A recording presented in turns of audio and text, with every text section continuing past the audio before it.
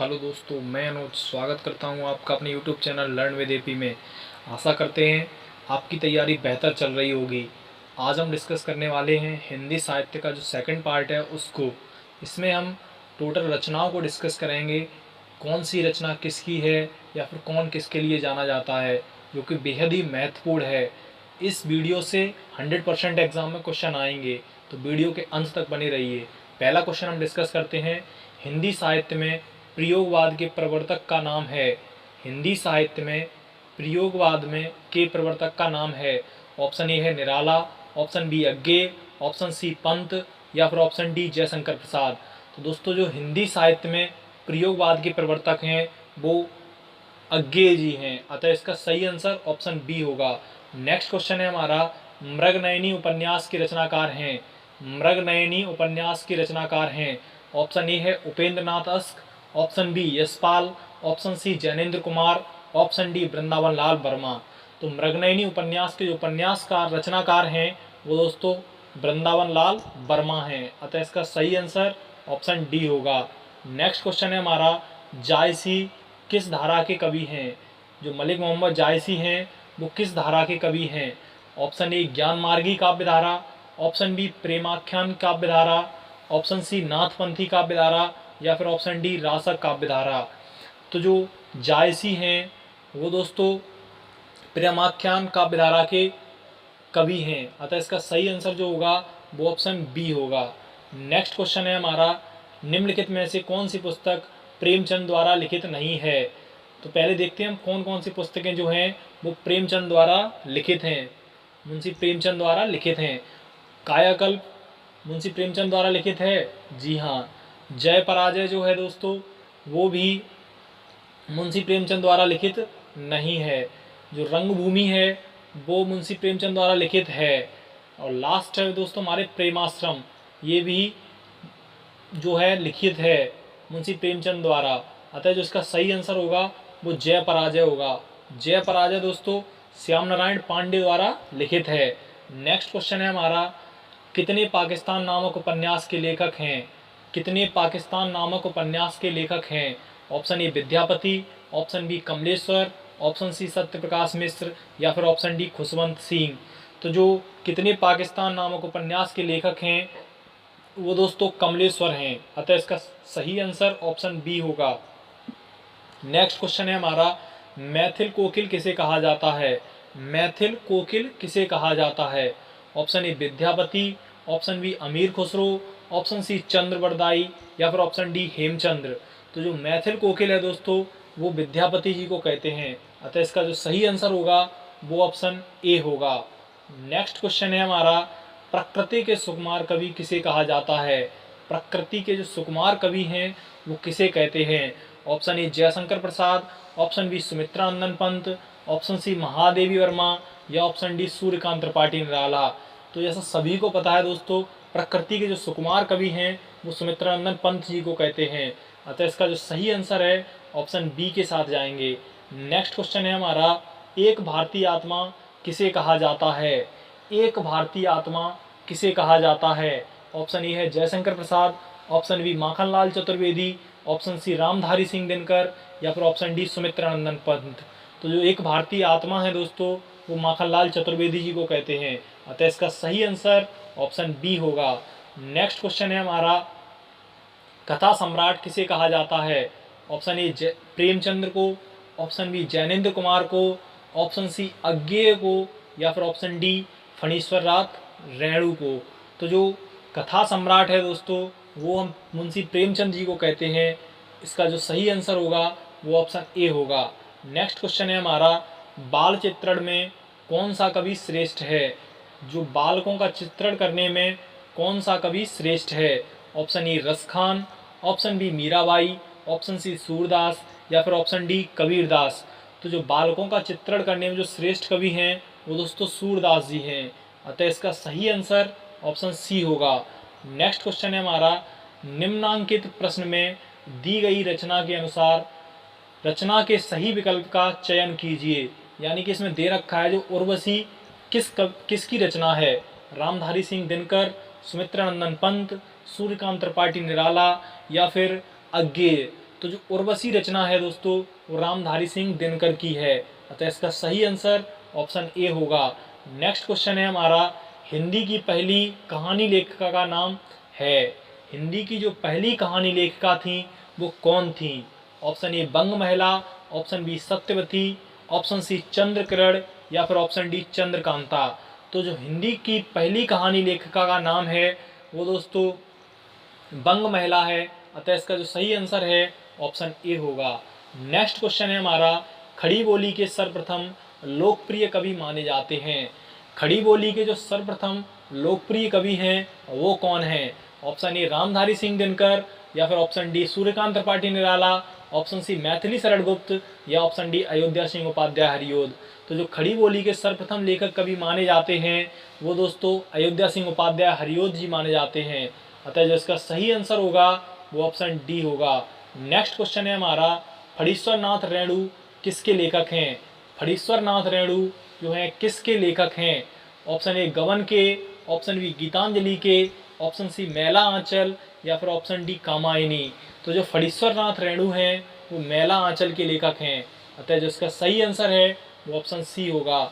Next question है हमारा, गोदान किसकी कृति है? गोदान किसकी कृति है? तो दोस्तों इस सभी को पता होगा क्योंकि एग्जाम में बहुत बार पूछा गया है। ऑप्शन ए दे रखा है फणीश्वर नाथ रेणु, ऑप्शन बी दे रखा है प्रेमचंद, ऑप्शन सी अज्ञेय या फिर ऑप्शन डी जयशंकर प्रसाद। तो जो गोदान दोस्तों कृति है वो मुंशी प्रेमचंद जी की है, गबन और गोदान, अतः इसका सही आंसर ऑप्शन बी होगा। नेक्स्ट क्वेश्चन है हमारा, कस्तूरी कुंडल बसे आत्मकथा है। कस्तूरी कुंडल बसे किसकी आत्मकथा है? या फिर निम्न में से कस्तूरी कुंडल बसे किसकी आत्मकथा है? Option A Sheela Jhunjhunwala, option B Maitreyi Pushpa की या फिर ऑप्शन सी कुसुम अंचल की या दोस्तों लास्ट ऑप्शन हमारा गोपाल प्रसाद व्यास की। कस्तूरी कुंडल बसे किसकी आत्मकथा है? मैत्रेयी पुष्पा की आत्मकथा है, अतः जो इसका सही आंसर है वो ऑप्शन बी होगा। नेक्स्ट क्वेश्चन है हमारा, चरणदास चोर किसकी नाट्यकृति है? जो चरणदास चोर है वो किसकी नाट्यकृति है? ऑप्शन ए है मुद्रा राक्षस, ऑप्शन बी बालराज पंडित, ऑप्शन सी हबीब तनवीर या फिर ऑप्शन डी नाग बोडस। तो जो चरणदास चोर है दोस्तों वो हबीब तनवीर की कृति है, अतः इसका जो सही आंसर है वो ऑप्शन सी होगा। नेक्स्ट क्वेश्चन है हमारा, ज्ञान मार्गी शाखा के कवियों को किस नाम से पुकारा जाता है? ज्ञान मार्गी शाखा के जो कवि हैं उन्हें किस नाम से जाना जाता है? ऑप्शन ए सिद्ध कवि, ऑप्शन बी नामपंथी कवि, ऑप्शन सी भक्ति कवि या फिर ऑप्शन डी संत कवि। तो जो ज्ञान मार्गी शाखा के कवि हैं दोस्तों उन्हें हम संत कवि के नाम से जानते हैं, अतः इसका जो सही आंसर है ऑप्शन डी होगा। नेक्स्ट क्वेश्चन है हमारा, अपभ्रंश का वाल्मीकि किसे कहा जाता है? अपभ्रंश का वाल्मीकि किसे कहा जाता है? ऑप्शन ए पुष्पदंत को, ऑप्शन बी धनपाल को, ऑप्शन सी शालिभद्र सूरी को या फिर ऑप्शन डी स्वयं शंभू को। तो दोस्तों जो अपभ्रंश का जो वाल्मीकि है वो स्वयं शंभू को कहते हैं, अतः जो इसका सही आंसर होगा वो ऑप्शन डी होगा, क्योंकि अपभ्रंश भाषा के जो महाकवि थे वो स्वयं शंभू थे।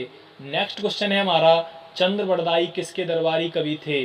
ऑप्शन ए है महाराजा हमीर के, ऑप्शन बी है महाराजा बिसल देव के, ऑप्शन सी है महाराणा प्रताप के या फिर ऑप्शन डी पृथ्वीराज चौहान के। तो जो चंद्रवरदाई थे दोस्तों वो पृथ्वीराज चौहान के दरबारी कवि थे, अतः जो इसका सही आंसर होगा वो ऑप्शन डी होगा।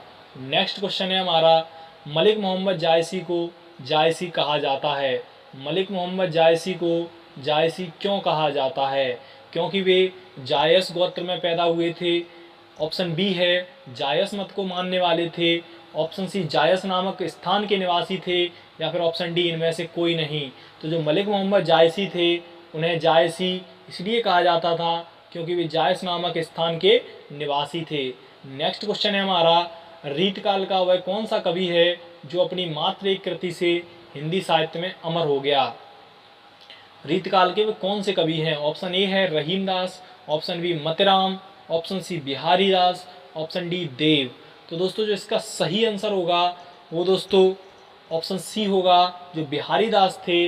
बिहारी दास जी जो थे वो रीतकाल के ऐसे कवि थे जो अपनी एक कृति से हिंदी साहित्य में अमर हो गए थे।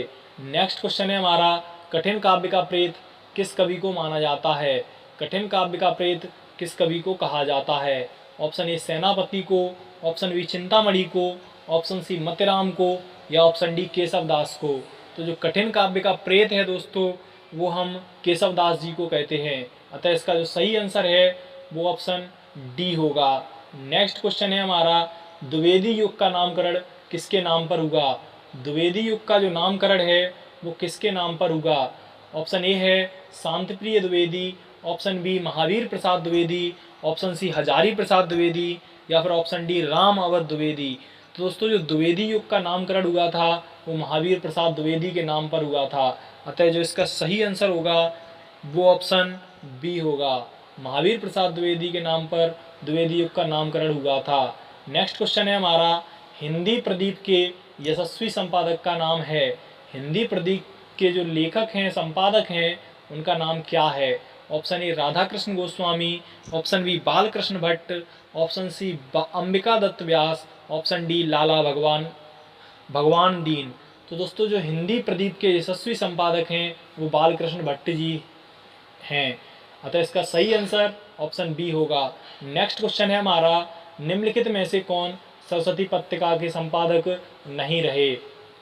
सरस्वती पत्रिका के संपादक कौन नहीं थे? ऑप्शन ए है श्याम सुंदर दास, option B Mahavir Prasad Dwivedi, option C Shri Narayan Chaturvedi, या ऑप्शन डी शांत प्रिय द्विवेदी। तो दोस्तों जो सरस्वती पत्रिका के संपादक नहीं रहे थे वो दोस्तों शांत प्रिय द्विवेदी जो थे वो सरस्वती पत्रिका के संपादक नहीं रहे थे। अतः इसका सही आंसर ऑप्शन डी है, जो शुक्ल युग के गद्य लेखक थे शांत प्रिय द्विवेदी। नेक्स्ट क्वेश्चन है हमारा, निम्नलिखित में से कौन सा नाटक प्रसाद का नहीं है?